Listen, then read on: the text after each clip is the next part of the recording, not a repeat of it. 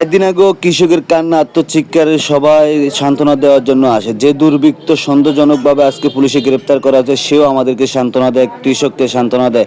আজকে তাকে গ্রেপ্তার করে নেওয়া হয়েছে। পুলিশ কি জন্য নিয়েছে আপনারা সব শুনুন বিস্তারিত কৃষক বাইক থেকে। গড়ের ইন্দুর বেড়া কাটে, এটা আজকের কথা না, এটা অতীতের কথা। নিজের মামা যদি এই সম্পর্কের সাথে যদি লিপ্ত থাকে তাহলে কাকে বিশ্বাস করব? কৃষক ভাই কি বলে? তো এখন একদিন কাল রাতে যে পুলিশ যাকে নিছে সে কি আপনার সন্দেহভাজন হিসাবে নিয়েছে নাকি আপনাদের? আমাদের পুরা সন্দেহ তাদের লেগে, আমাদের লেগে আগ্রহ দ্বন্দ্ব। আমাদের একবার মারপিট করছে, বাজারও মারপিট করছে, এটা সর্বলোকে দেখছে।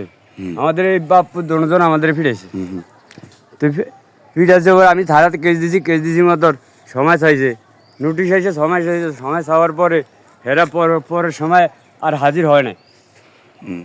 এখন আপনার দাবি কি? প্রশাসন যাকে জেলে নিয়েছে আপনার দাবি কি? এটা কি বিচার? আমি এটা চাই, আমি আমি বিচার চাই। বিচার চান? বিচার চাই আমি, যেমন যেমন সারা জীবন যেমন আর কোনো দিকে যেমন এরকম কোনো কাম যেমন না হয়।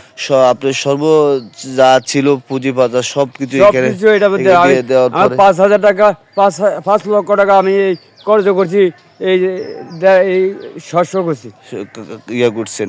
এখন আপনি কঠোর প্রশাসনের কাছে, প্রশাসনের কাছে কঠোর দাবি হচ্ছে ওনার দ্রুত মানে জবানবন্দি নিয়ে তার আইনগত ব্যবস্থা করা। বুঝছি।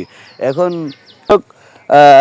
4 দিন আগে নিউজ করছিলাম 2 একর জমিন করলা গাছ কেটে যে দুর্বৃত্তরা কেটে দিয়েছে তাদের ভিতরে একজন সন্দেহজনক হিসাবে ধরা হয়েছে কালকে রাত্রে।